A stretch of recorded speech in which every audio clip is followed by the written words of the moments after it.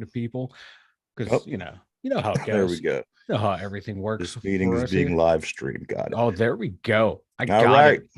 I All got it. right. Hey, good morning. Good morning. Good morning, everybody. Welcome back. Welcome back to the Two Dumb Yinzers. This is episode 238. Good morning, Michael. Good morning. Good morning. How are you? I'm not too great. I got this phlegm thing going on.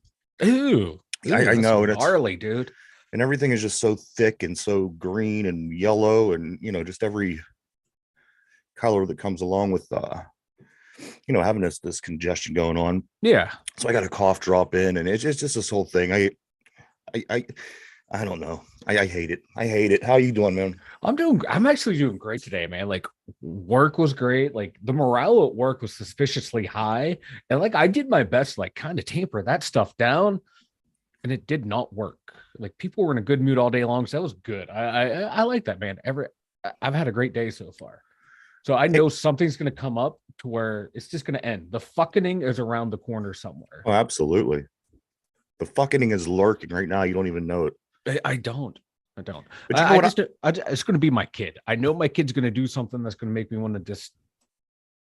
I'm on the end of my fucking. You know how you get that week to 10 Yes. days where everything you touch goes wrong? I'm at the end. I'm down to maybe like 8, 9 days. I'm All down, that right. many days in. So I think my fucking is finally, hopefully it's finally coming to an end. Like everything I touched over the past week to 10 days, it broke, Mm-hmm. got fucked up, got lost. It's been a nightmare. So I do with this cold. I hope this is maybe the end of the fucking. Just I can flush it out of me like you can a cold or something. That's what I'm shooting for. Oh, you know what? I hope it works, dude. Because once we get the end of the fucking just needs to happen. Just needs to be gone.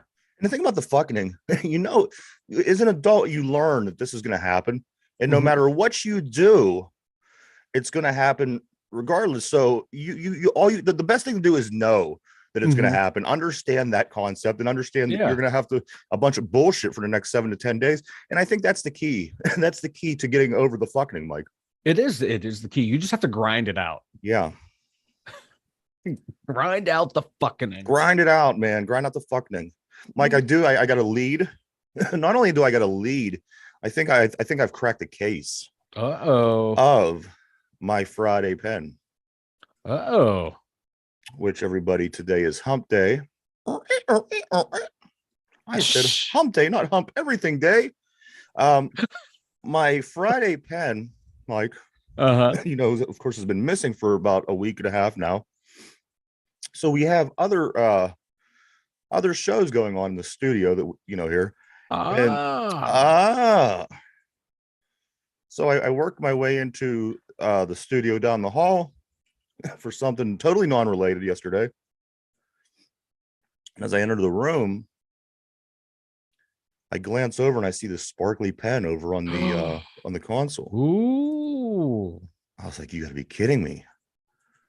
So I went over and I looked at it, and sure enough, it was Fuck Off Friday. So the Oh. yes, so I owe many apologies to my elementary age son, who I was certain took the Fuck Off Friday pen to You know what? school with him and I traded it off for Doritos. but you know what? That was a good take, though. That was a good thought right there. Yeah, that He was was I a mean that was prime. my go-to. There was nothing Oh else I yeah, thought he happened. prime suspect there. Mm-hmm. Prime suspect. But the Fuck Off Friday pen is in the facility, Mike. It is here. I like it. I like it. I'm glad, man. It's like I all feels right in the world now. The fuck off Friday pen has been found, and you know what? Speaking of the fuck off Friday pen, that's Mm-hmm. the pen I used at work today. I used the Oh, fuck off Friday pen at work today.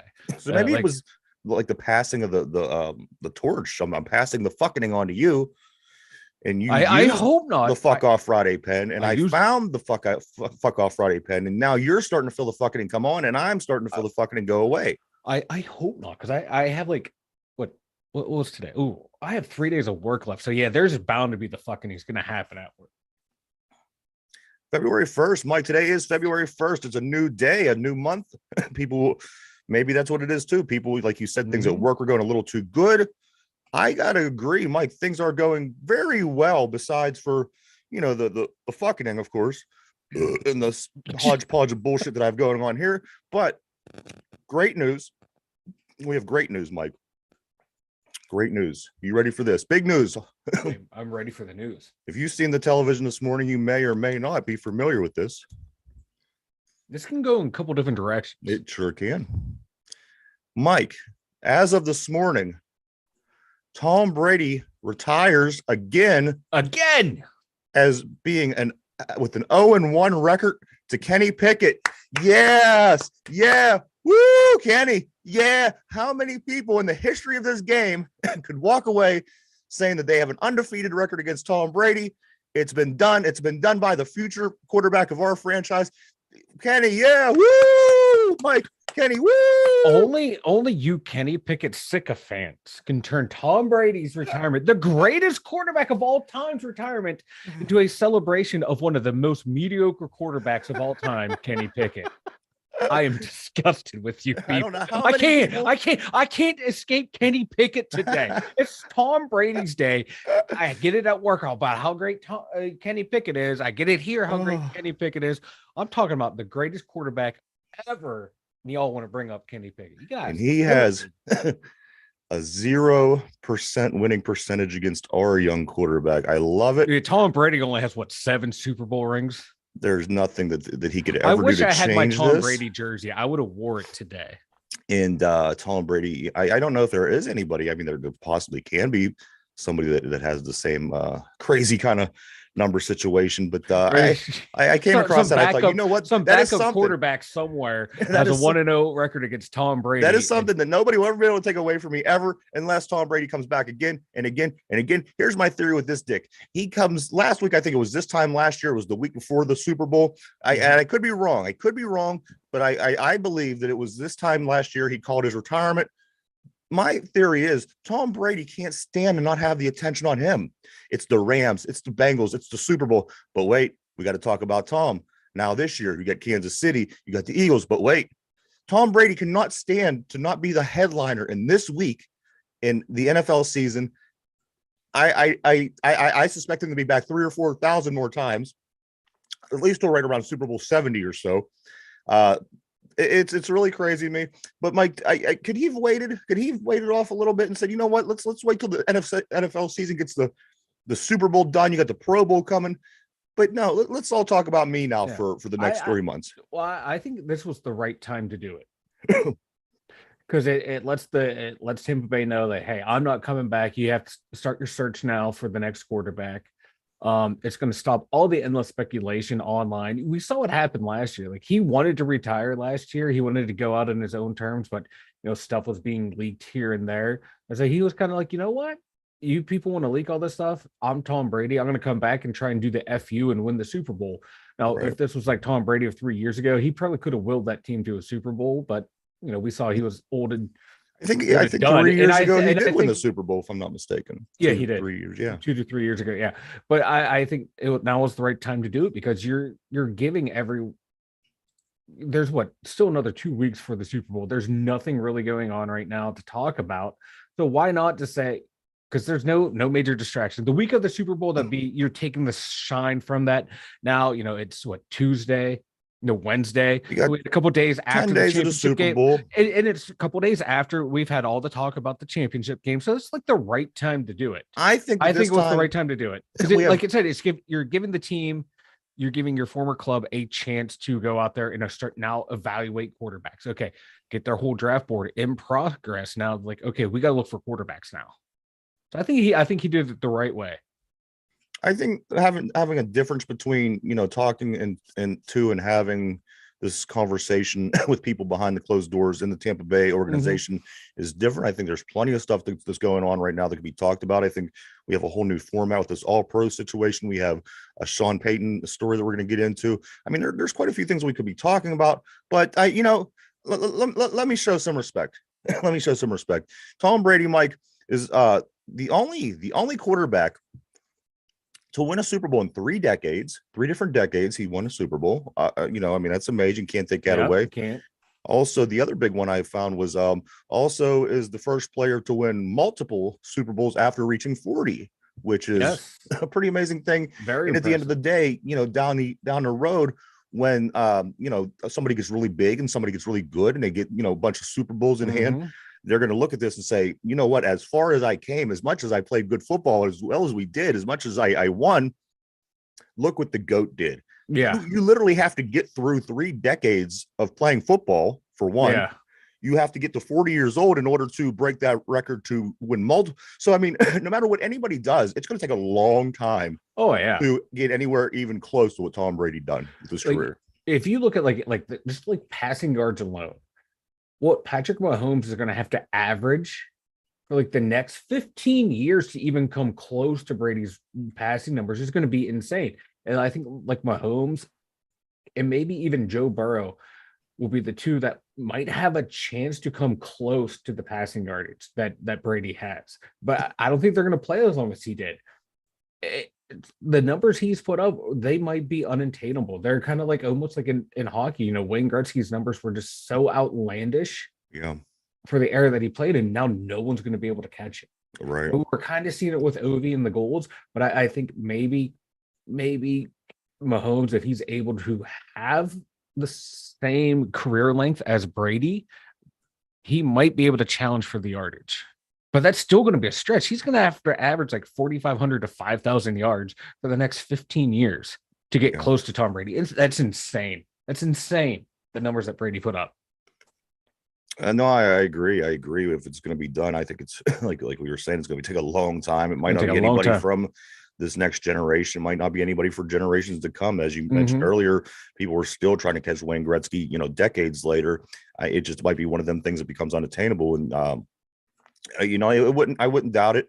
At the end of the day, it was really cool that we got to witness this whole thing go down. As football fans, I can You certainly. hated it. You You hated it. hated it for the longest time. I hated Tom Brady, but the last Yeah. ever since he left New England, I gained the appreciation of Tom Brady Yeah, because me he's too. no longer you no longer have to go through him in that conference. Right.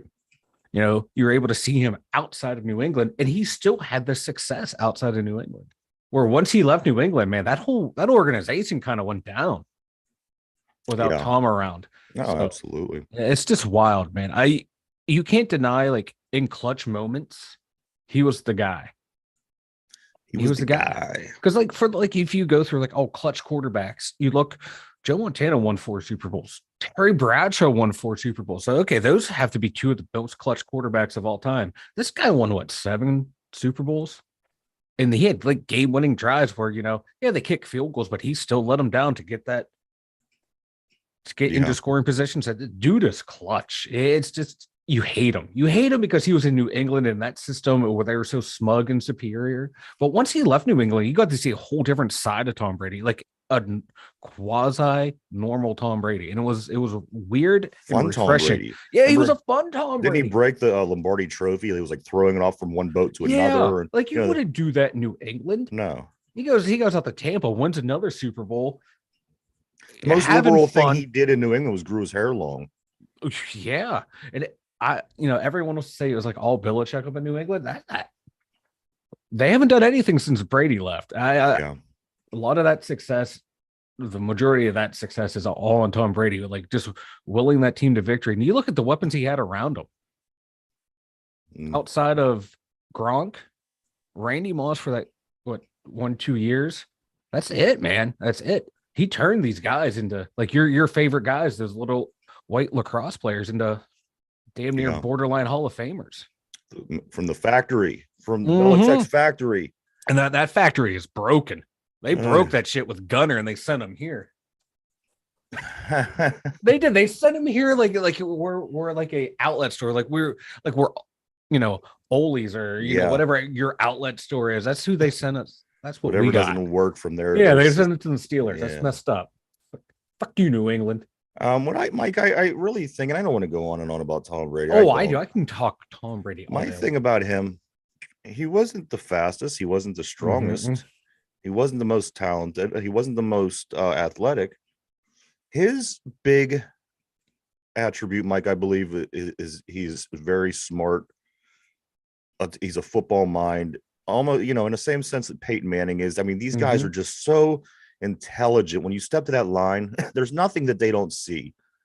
And if you're a very smart person and you can figure things out that Mm-hmm. other people don't see, or it takes people a little longer to Mm-hmm. see, or and you take advantage, if you're a smart enough person to take advantage of that, I think that was his case. And I'm going to go to let me see if I could find Okay. this quote that I have here, and it's related to us here in Pittsburgh, of course.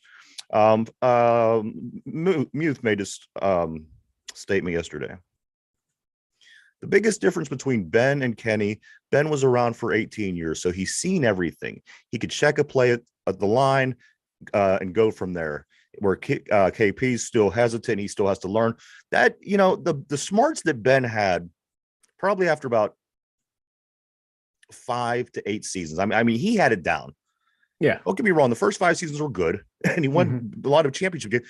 But there was a different guy that played quarterback from that in Yes. that second decade, part of his career, from 2010 Yeah. to 2020. Like the first part was all natural, and then the Yes, second part was the but mental. he takes and he learned this system, like, and you never felt uncomfortable. You never felt like you didn't have a chance Mm-hmm. when Ben Roethlisberger was on the field playing quarterback for the Steelers. If we were down 27-13 in the third quarter, I still every week thought to myself, Ben is going, because he's a smart enough quarterback. It wasn't because he was fast. He wasn't fast. It wasn't like he was, the guy intellectually, the football mind, amazing, amazing. And I say Tom Brady is beyond that. Yes.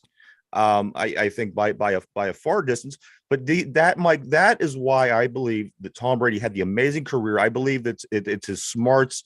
All the other stuff was, went with it. But like I said, you take any one of those other attributes out, they're not an amazing, it wasn't like we said, wasn't the strongest arm. He No. wasn't, if the middle of the pocket opens up, he wasn't the guy that's going to take off and gain 15 yards. Yeah. He's just a smart guy. And that's going to be the kind of person that it's going to take to even get close to where he is and where he retired, as you were mentioning earlier, maybe a Joe Burrow. He kind of puts Mm-hmm. you in mind of that. The mentality of the player, Mike. That's what gets me, and that seems to be pretty accurate across the board as far as other positions go. Once the guys that are very smart, they know their position, they know what they're doing. You make things happen because you understand, you know what's going on around, Mm-hmm. you know what other people are doing before they even do it. That was huge. He was probably the best I've ever seen at it. And Mike, he walks away with 7 rings on his fingers, and I like I Yeah. said, I heavily point toward that the intellectual part of the football player is where I Yeah. think Tom Brady became the Yeah. GOAT. No, like I remember reading the story. It wasn't that long ago, and I don't know how true it was, but like when he was drafted in the seventh round, like his dad sat him down, like, "Hey, this was like more or less a favor to you that you Mm, got drafted in the seventh round. You should have went undrafted. Now you need to get your act together and take this seriously. That's eating right, working out right, and you need to study your film. You need to apply everything you can to this to succeed. Because if not, there's not. You're done after this. There's no more football after this. So it's like he, needed that slap in the you face of do this, you get to reality the of office, son. yeah, and then he took it seriously. He totally changed the way he from the guy he was at Michigan to where he's ended up being two totally different people. Once he got to New England, everything changed. Because he knew like this is the last, there's no football after this. If I want to succeed, I gotta apply myself I in like to every watch way. them guys. I like to watch them guys play out. You know what I mean? The guys that understand that, they get that message, Mm-hmm. and they push themselves to become, like you said, almost being out of the league to being an amazing Yeah. football There's a player. reason Tom Brady was picked in the seventh round. It's not Exactly. like, all the scouts missed something with him. Right. No, he was a seventh round talent. The way he played at Michigan, in every other aspect of when you scout, he was a seventh round pick. You Yeah. know, it's not like someone like AB. AB had the talent to be a first rounder, but there were like issues. He like my guy had like issues. So that's why he was bumped down to the sixth round. And that's why I think I respect Tom Brady the most, because he wasn't that golden boy coming out. He Mm-hmm. wasn't. He was close to being, It like wasn't Peyton Manning. you're right, a sixth, seventh round, you're close to failing at what it is that you love to do. And he was able to turn it around and do what he did and have the Mm-hmm. amazing career, become the best. That I do respect. You know what? If he doesn't retire anymore, I say, what, great job. No, I think he's done. Ride off on your white horse, my man. You deserve it. You deserve it. Like He turned like after he left New England, a lot of people I think turned to his favor. Yeah. Like, so saw like, this guy really isn't that stuffy weirdo that we saw in New England. He's a weirdo, but he's a normal kind of weirdo. Yeah. Yeah, like like you can sit down and be chill with him. Like you couldn't sit down and try and be chill with Belichick. Right. Yeah. Yeah. He's a weirdo on a whole nother level. No, yeah, that's a whole different type of weird. On the Like weird scale, like I movie like Misery weird. yes, yes. We're Brady, he's not just quite as weird as Aaron Rodgers. So, yeah, so for me, the weird scale goes Tom Brady, then Belichick, and then way at the extreme end is Aaron Rodgers. Mike, let's do change the direction a little bit. We were mentioned briefly early a little bit about Sean Payton. Sean Yes. Payton and this crazy deal. I don't know if I even understand entirely what happened. Sean Payton, of course, will be the new coach of the Denver Broncos. Yes. But in turn, the Denver Broncos give up a first round pick in 23 and a second round pick in 24. If you have the same players that you had last year in a terrible season, I don't know what are they banking on here? I don't get it, Mike. I have no idea. Because like their draft, they have no first round pick this year because they traded one to get your quarterback who had a terrible year. Yeah. And Russell Wilson first round picks away like nothing. Yeah, then they had a second one. You're like, all right, cool. We have this one from the trade with the Saints to get that first round pick, and then they end up shipping it back. Yeah. To the Saints, or was it to the Saints again to get Sean Payton? I don't get these Broncos. I don't. I don't get it. They don't have. I don't think they have a draft pick until the third round. So hopefully Sean Payton can do everything because apparently having that coach in a bad team is a good idea to people in Denver. Which is what they do. They do that. They try to build these teams and then they bring in big names, and they did it with Peyton Manning. You know what? It worked. It worked one of the times. So, they have something figured out. I don't know what it is. I'm having a hard time even putting the pieces together. Yeah, I'm sorry. It was they had the pick from San Francisco. They had their first round pick. It was the 29th. Well, now guess what? That's just shipped off to the Saints. Yeah. Oh. Peyton, could you do me a favor? Pull up real quick. See what Denver's record was this year. Oh shoot, I had it right here. I'm on ESPN. 5-12. 5-12. So there we go. 5-12. This team obviously has plenty of issues. You're playing in the division where you're gonna be facing Mahomes for the next 7 years. You're playing in the division where you're gonna be facing Herbert for quite some time. The Raiders, who knows what direction they're going to go in. I just see going across the bottom of my screen over here that Carr is looking for work elsewhere. So, I mean, who knows? It's not a ideal situation to be what the Broncos are in right now, Mike. Are they just willing to take the hit and say, you know what, let's get this coach start there and kind of see what we can do moving forward? I don't know. I just don't understand it.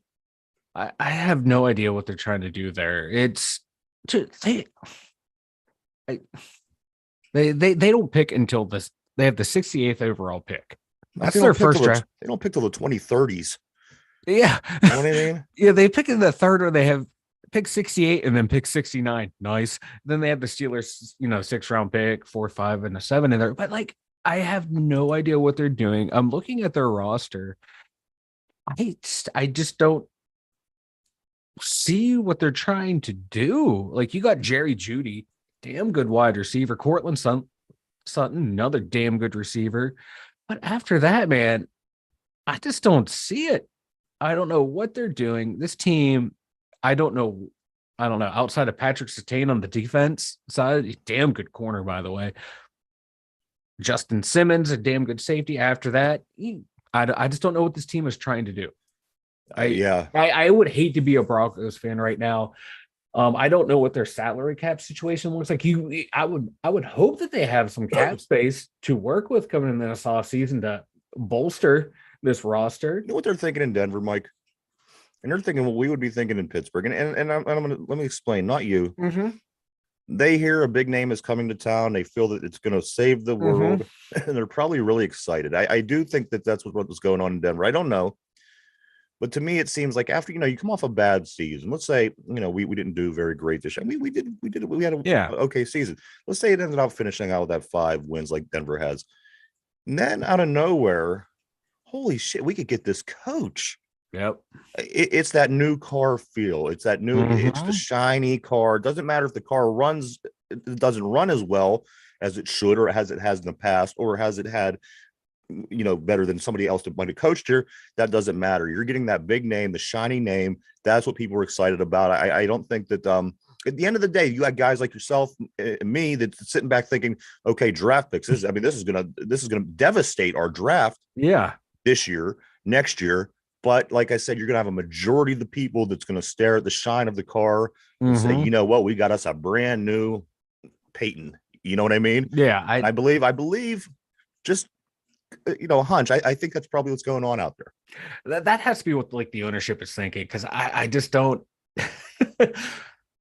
Your leading rusher is Latavius Murray, excuse me. He's 33 years old. Yeah. Like And not even with a pedigree. I mean, it isn't like he's this great 33-year-old. He's no, he was a good player. He was, Melvin Gordon, the third, he had some good years. He's also 29. Like these are old for running backs, man.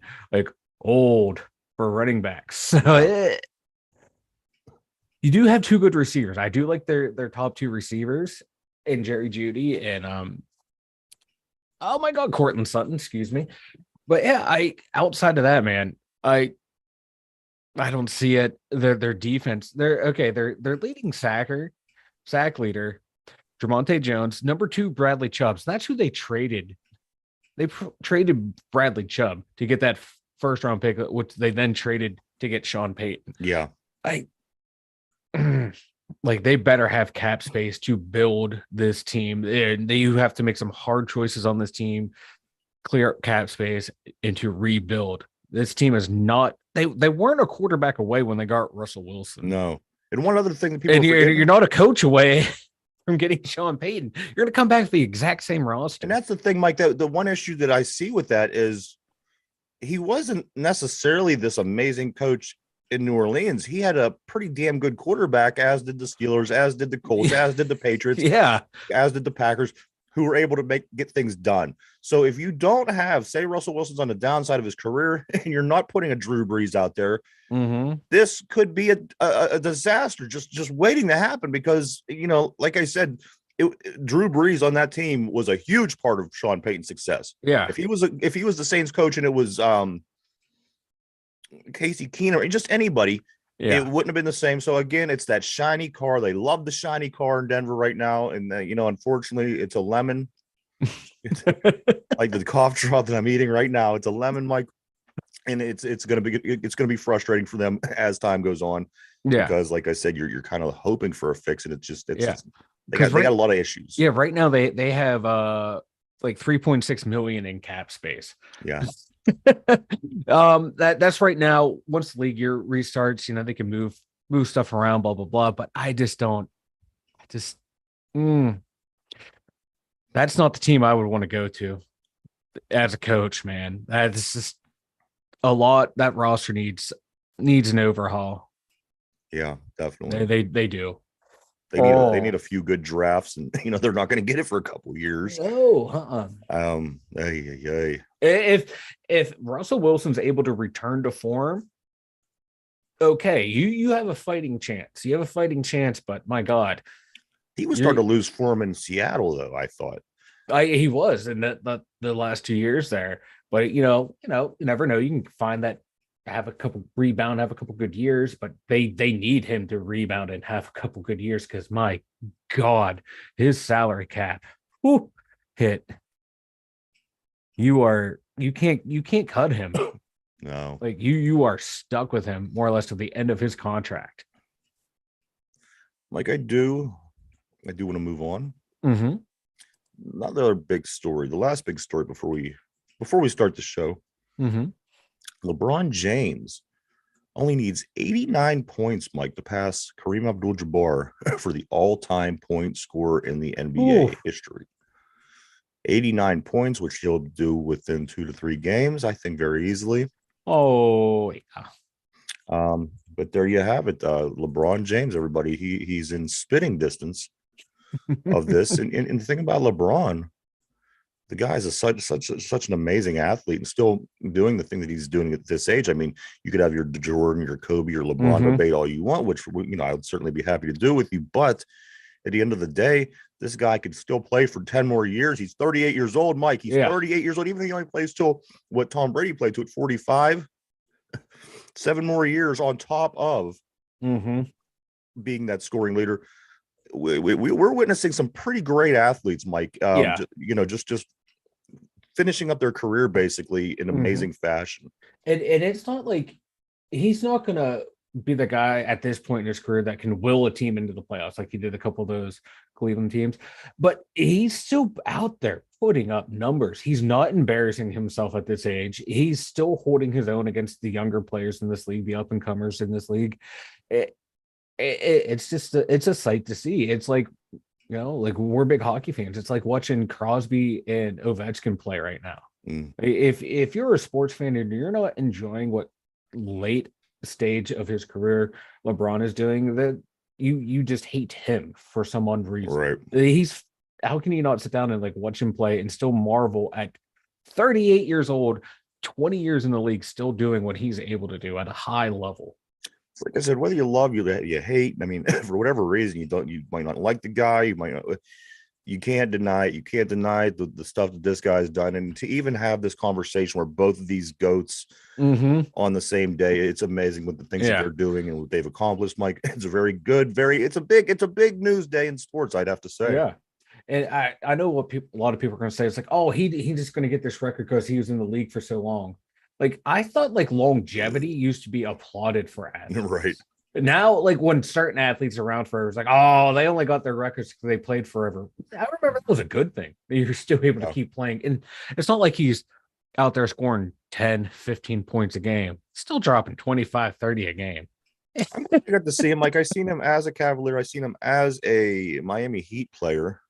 And I'm glad I got to witness him because at this point in his career, I'm not going to go chasing him. I lost, it was when my oldest son was in high school and he was really into it. So I'm glad that I did that. Because now, like I said, all these great things are happening. He's going to pass this. He's going to own the scoring record in the NBA all time. Like I said, I mean, if he plays 5, 6 more, 7 more years, who knows what he's going to accomplish.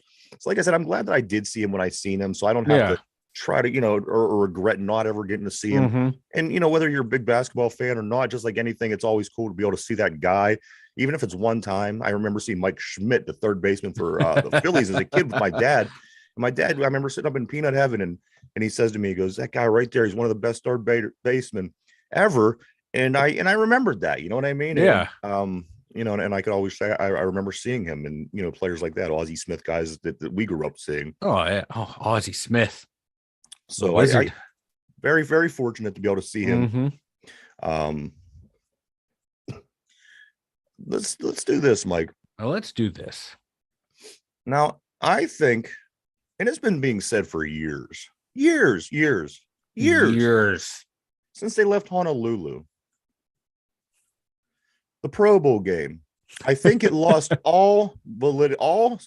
I think anything that anybody was ever going to ever take serious about this game went out the window yesterday when Tyler Huntley gets the nod to go in as a replacement to replace Josh Allen. Yeah. It's a kind of a funny thing. I don't understand what happened, but he started 4 games. There's a lot of people that were asked to go to the Pro Bowl and they're like, nah, I'm good. Do you think it went that far down the list? Do you think Tyler Huntley? It had to have to where people are like, nah, fam, I'm good. You know what I mean? It's part of the game. I think that I don't know the way these guys are bowing out. It's disrespectful to the game. No, because you got to figure, man. I want to see the best players play an all-star game. Like I want to see them playing baseball, and like I want to see them basketball, and I want to see them hockey. Everybody, is bowing out. It's that's why it's not fine. Here's the thing: they're trying in a way with this stupid flag football and the challenge.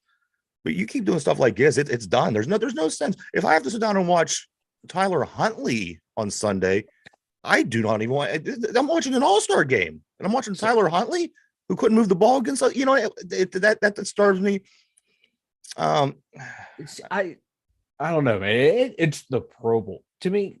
It's they're out there just playing two-hand touch. Who before they went to the flag football, it's like these guys, they don't want to be there. Their bodies beat up. They just want to relax, recuperate from a long season. And they're forced to go out there in this dog and pony show. I just no one like it draws like the ratings are trash. It's just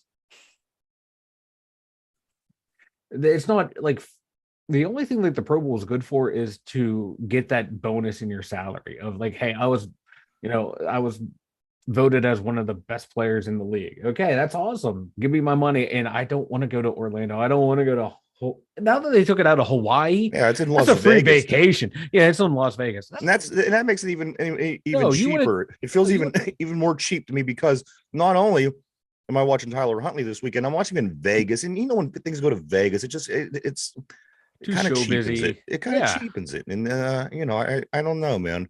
I just don't think it's good for the game. And again, I don't think it's a huge part of the game, but in all major sports, you have an all-star break, you have an all-star game. The guys show up, you see the guys, messing around on the field, talking to their friends and laughing, and and I think a lot of people like that. And I don't know. I'm curious to see where it goes, Mike. I think the Tyler Huntley was the knockout blow. It was the nail in the coffin, but we'll see. I think that this one could be one of the last ones. Especially I hope so. I hope it doesn't go over well with these challenges that they're going to do. Also, because you see it like in hockey, like Ovechkin and Crosby mysteriously have injuries leading up to the All-Star game. Right. I mean, everybody can't do that. You know what I mean?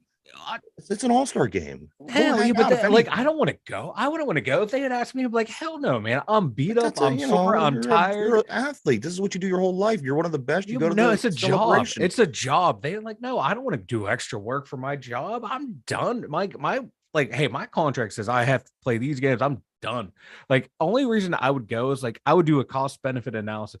Okay, if it me to inconvenience myself, how much am I getting paid in my contract, and how much am I getting paid by the league to be in this game? Is it and part of the game is PR, no. especially for the NFL, and kids look up to this. And they look forward to F this. Them stuff. Kids, man. F them kids. Yeah. They're gonna watch. That's anyway. where I can't get with it, man. But like I said, I give it. I'm giving it its own opportunity to collapse on itself. I think that's very possible, just depending on how the skills challenge goes in this year's. Yeah. But I think that Mike, maybe they even know that it's might be close to the end of its road.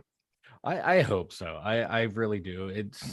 It's lost its luster. You take it out of Hawaii, you take the hitting out of it. The Hawaii thing was big for me. It was really, too. Yeah, I think it was for the players too, because they're like, you get the lay I get to go. As you get on, you get to go to Hawaii. Plane. I get to take the wife. I get to take the kids. We have a nice free vacation. This is awesome. Now it's like, oh, we're going to Vegas. Yeah. Nah. Now you got to take your wife because your wife doesn't let you go to Vegas by yourself. Well, hell yeah. They got parlors there. What will Deshaun Watson ever do? See, I guarantee that's why Tyler Huntley went. They're like, we can't send Deshaun. Well, we're gonna send, Well, I guarantee you, because some white guy was like, "Oh, Snoop Dogg's being there," and they saw a picture of Tyler Huntley, like that guy. I tell you what, I am excited about his nickname is Snoop Huntley. Like, oh yeah, we'll just send him. I am excited about Snoop Dogg and the other guy. What's his name? Petey Davidson. Mike, also, this is going to be Cam's. Of course, we were talking yesterday how he got in on accident, which I think he really loves. Cam's the kind of guy who loves this up. Eating this up. The Cam Hayward fanboys are eating this up. He's got what he deserved. He should have been in the first place. The whole 9. I'm reading the whole way down my feed, kind of gagging myself as I'm reading. But Mike, this is his sixth consecutive Pro Bowl. So how? As long as there's guys like Cam, I guess the thing's never going to die. Yeah. Like this. I don't see it. I don't like on paper. Yeah, production, like actual production in game. No. This guy disappeared a ton this season, a ton last year, And my God, just go back and watch the games, especially like last year. What's those games against Cincinnati? What's those games against the Detroit Lions when he was getting bull rushed down the field by guards you never even heard of? Same thing happened this year too. He's just getting beat one-on-one. He's not even tying up two people on the line like people say he does. No, that was Cam Hayward in the past. Cam Hayward of the present cannot eat up blockers, and everyone wants to go, oh, well, that's why the middle linebackers, they got to get them beefier so they can shed those linemen. I'm sorry, this is the 3-4. The front three's primary responsibility is to eat up that center and guard combination so that middle linebackers can fly free and clear. That's my soapbox for the day. No, you're not wrong, Mike. But you know what? Speaking of Steelers Super Bowls, this day, 14 years ago, if you were sitting in your couch, your house with friends, family, whatever, it would have been 14 years ago tonight that Santonio Holmes makes the amazing catch from Ben Roethlisberger against the Arizona Cardinals in Super Bowl 43 to win the game, Mike, 14 years ago, which puts it about 17 years since Jerome Bettis is retired. Where has the time gone, Mike? I was a wreck in that fourth quarter. Oh, my God. I was a wreck. I was an emotional wreck. I was over at a friend's house, my girlfriend at the time, and I just had to keep going outside and have a cigarette coming back in. I was just a nervous wreck. And the best part is that catch that he caught was harder than the one that he dropped the previous play. The previous play was an easier catch. He almost had to make that catch to like, make up, Like that one was the much easier catch. Then he makes that one. It was like, oh my God. Well, the game gives you, your stomach was, you had the shits to begin with because, you have Harrison with a 99-yard interception return. Whenever that's crazy. Yeah. And then, you have Larry Fitzgerald doing what he did and burning Troy and so the game, it isn't an ideal, awesome team that you think, oh man, like a Steeler Cowboy matchup. You're playing the Cardinals, but you know what? That Cardinals team was good. That was a good Cardinals team, and you know what? That was one of the better Super Bowls I've ever seen. I think a lot of people would say the same thing in certain plays from that Super Bowl are considered to be the best. That Cardinals front four, man, they were filthy and they were nasty, and it was a fight between our offensive line and their defensive line. It was a fun one to watch. You had Kurt Warner, Ben Roethlisberger, the Hall of Famer at the end of his career, with the fourth, fifth year pro on the rise, who eventually go into the Hall of Fame. And like that, there were Hall of Famers littered all over that team. Anquan Bolden, Kurt Warner, was it Gerald McCoy on the defensive line for the Cardinals, all the Steelers, Troy, Ben, Hines. It was that was the day. And I specifically remember the moment, Mike, when I realized that day that Ben Roethlisberger was going to be one of the greats. And let me tell you when. It was when the game was on the line, and I don't remember which point between which touchdowns it came, but when we were down, I think it was right after Larry scored, and Ben Roethlisberger come walking on the field, and I'm looking at the guy, and I'm thinking, this guy is 100% confident that he is going to win this football game. And just all the pressure, the stage, the everything that's gone on to that point, to walk. And I remember saying with the people I was like, look at him. He is made for this. He's walking out on that field and he has nothing on his mind but win this football game. And that's what he did in the faction that he did. Mike, that was the moment. And I could point to that moment almost exactly to when I realized he was going to be one of the 5 to 6 to 7 to 8 greatest quarterbacks ever. He just had that confidence walking out onto the field, and how he did not win the Super Bowl MVP with that performance. You can just tell, because that was like after all of his stuff that was going on, the motorcycle and all that. The league in the media did not want to give him the MVP. He should have been the MVP. He was clutching all those throws. And I don't like, if anyone who has seen like that Super Bowl DVD, like the NFL films, behind the scenes interviews with all the players, Ben was like, get out there, tell my line, everyone's dogging you all year long. We're to go out there and do this. First play, boom, holding penalty. Yeah. Right. He was like, oh, come on, guys. But then, boom, man, he just let him downfield. Mike, smart play after smart play. Him and Tone they just knew. What a joy. What a joy each other needed to be. To have this guy as our quarterback for all that time. It really was. I mean, you got to say that how many times in my life when people was bitching about him over the years, that this or that, And I always said to everyone, I said, you wait, there's going to be life after Ben. There's going to be football after Ben. And you're going to see that it's not as easy. And every time the quarterback walks on the field, you're not going to feel confident that he's going to be able to just drive you right down and win. And that's what you had with Ben. And that's what you have when you have one of the top 5 quarterbacks of all time. Going to miss that guy, man.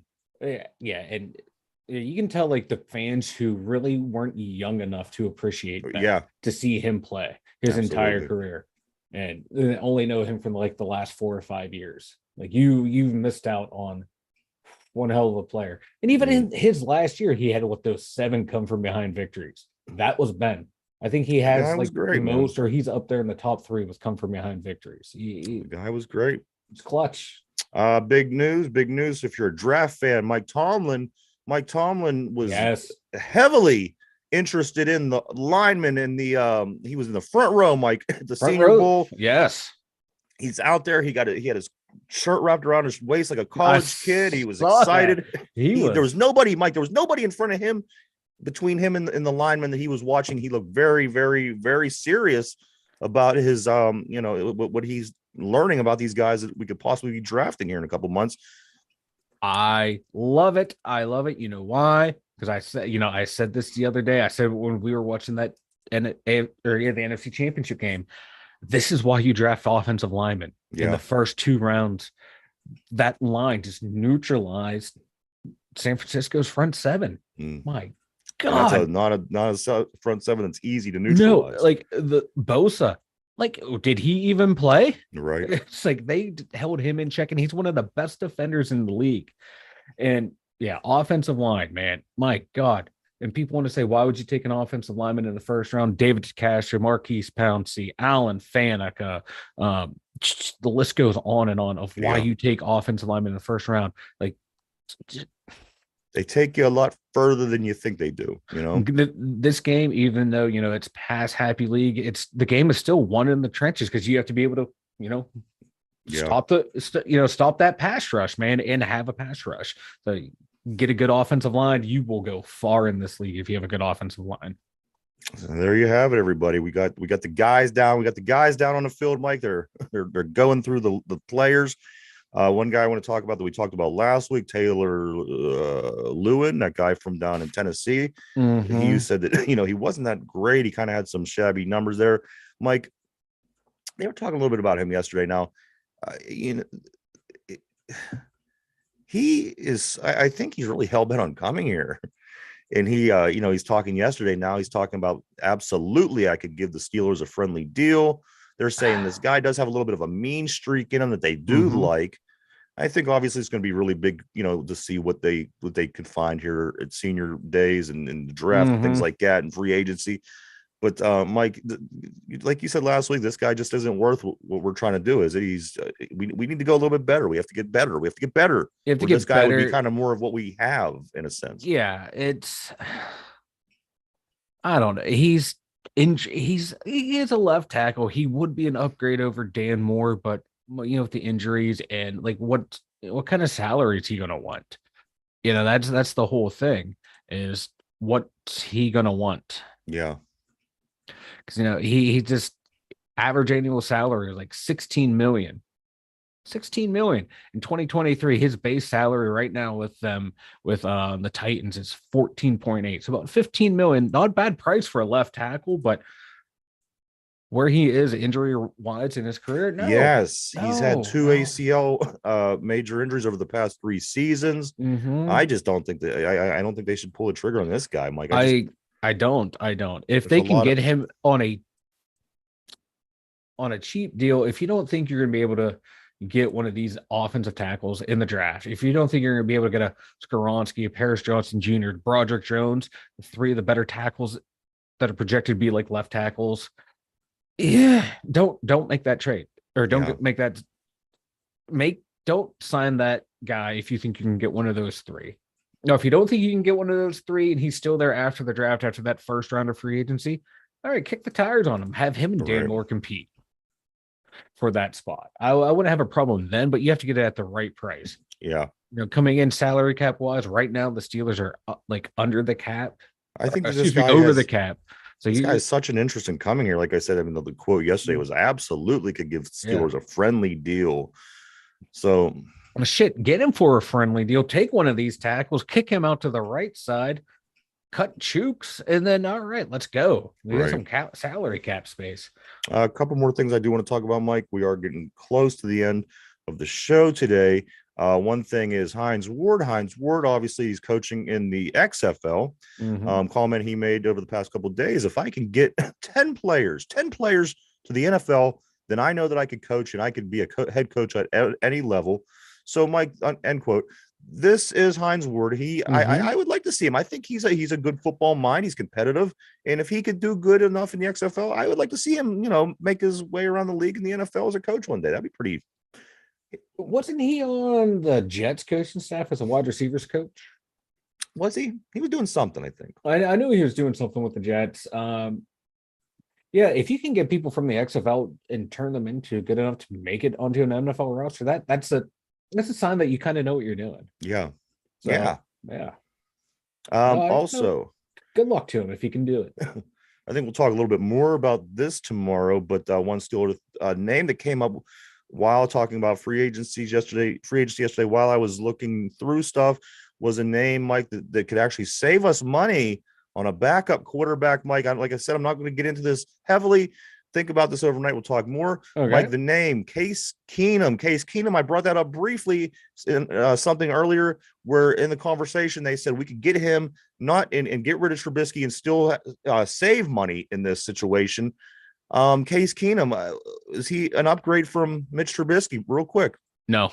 You think we'd be good where we're at? I'd rather have Trubisky. Okay. Yep. And then finally, Mike, in football, real quick here.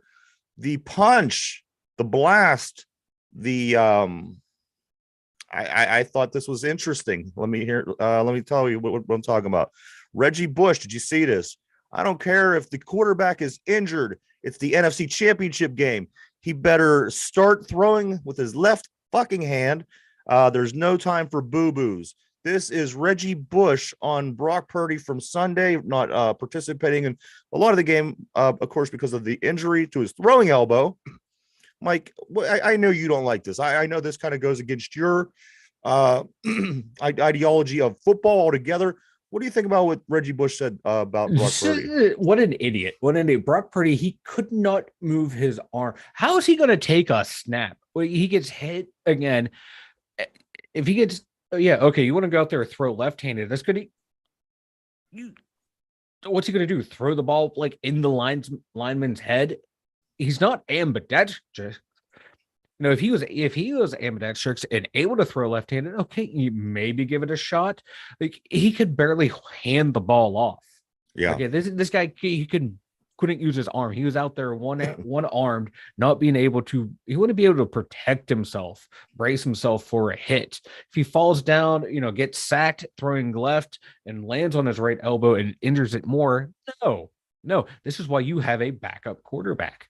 And San Francisco, you're able to have 3 active quarterbacks. Do you really need that, 7th wide receiver who does nothing? That extra defensive lineman that doesn't do anything. Have a 3rd string quarterback active and ready, so you don't have to go into the situation. So you're saying the asshole here is Reggie Bush. Yes, because what's left-handed, he's not going to do anything. I think basically he'd be even more of a liability to his team. I think it was more of it was a shot. It was a shot at him. It was, you got to go out and be a warrior, whatever you want to. I think it falls in that category. And again, discretion is still the better part of valor. We could always go head to head on this for hours, but we are getting close to time here, Mike. He'd be detrimental to his team out there. I did think of you first when I seen that. A couple other things, Mike. We have coming in. I think I have to check with you, but I was doing some talking with some interviews here over the next, either the end of the week, Mike, either that close or into next week. We do have the guys from Hit 'em Hard coming on. Yes. Talk about their music. We also are in works of getting this gentleman who made the Steelers song that you've heard. We played it, and you've heard it. Also, right here in the building from the studio, there is another podcast that I want you to check out. It's called Two Open Minded. It's group of younger guys just talking about random, normal, everyday things that we kind of question, and it's pretty entertaining. So you get a chance right here on YouTube, or go wherever you can find their stuff at. It is Two Open-Minded Podcast is the name of it. Go check that out. Check them out. Mike, why don't you go and tell everybody about the website? What if I don't want to? What if I don't want anyone to go to the website? I'm just gonna go right here to my monitor and poke you in the eyes. It is twodumyinzers.com. The number 2 DUMYINZERS.com. Head over there. We have links to YouTube, Spotify, Anchor, the 3 main platforms to find us. Oh, what else we have there? We have links to our Facebook page, our Twitters, email addresses on there, and merchandise store. You can find this t-shirt. Look at that, huh? And that's a specimen. Fuck yeah, I'm a male model, motherfucker. But yes, dude, please do check that out. Mike did a very great job on his promo. We are on every day, Monday through Friday from 11 a.m. to 12 p.m. Please keep continuing to check us out. And the shows that we do every day, that day it gets uploaded over on Spotify at 8 o'clock in the evening. If you just want to listen to, or you don't have an opportunity to watch, you can listen at work, in the car, on the way to work, whatever you want to do. Check us out over there. Mike, also a couple of things I just wanted to go down real quick. Pitt, big game tonight, everybody. The other end of the 2 games set between those 2 teams, down and Cameron Fieldhouse, North Carolina. Pitt 15-7 taking on North Carolina Tar Heels 15-6. North Carolina, they think they're going to get this one back. We beat them earlier in the season when they were 25. They are not ranked right now, but they do, Mike. They have revenge on their mind. All their fans are crazy. They're online. They're telling us how bad they're going to beat us tonight. So check it out, everybody. 7 o'clock tonight. Big ACC showdown. We will be talking about the outcome of that tomorrow on the show. They are going for the sweep, so let's go Pitt. Pitt. I hate Pitt, but go Pitt. Do you want to do a little Super Bowl trivia before we bounce, brother? Yeah. All right, here we go. Question of the day, Mike. For this, it's the Super Bowl trivia. We only have these last 3 days of this week, and then next week, and then that'll be it for Super Bowl trivia. So here we go. What was the first Super Bowl winning team to visit the White House? What was the first Super Bowl winning team to visit the White House? And go.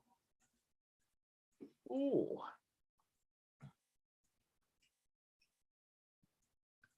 85 Chicago Bears.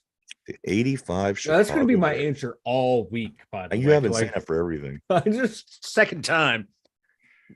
The question of the day: what was the first Super Bowl winning team to visit the White House? Mike, we're close. You were actually close, and I want to almost give you credit for that. It was in 1980, the Pittsburgh Steelers, Mike. Jimmy Carter was the first president to invite the NFL teams. He invited the Steelers, and he also, there was a memorable moment where he was waving the terrible towel at the ceremony. Pittsburgh Steelers was the first NFL team, Mike. I knew it was in the 80s because I knew it's more or less a modern invention. Yes. Coming to visit the White House. There wasn't much that went on between 1980 and the 85 Bears team, so you were close right enough. Yeah, like a bunch of scrub teams won Super Bowls in those. Yes, that's true. I don't know. Mike, do you have anything before we take off for today, man? Keep morale high today, people, because tomorrow's gonna be a shit show. Yeah, we got a lot going on. I don't know. We got Pitt tomorrow, everybody. Mike, also before we leave, one big story before we go. Father of the Peeps dies at 98. Yes, the Peeps, Mike, the Peeps that you get for Easter that most people throw away, some people love. The gentleman that created the Peeps died at 98 years old yesterday. For Ryan, Mike, the Two Dumb Yinzers.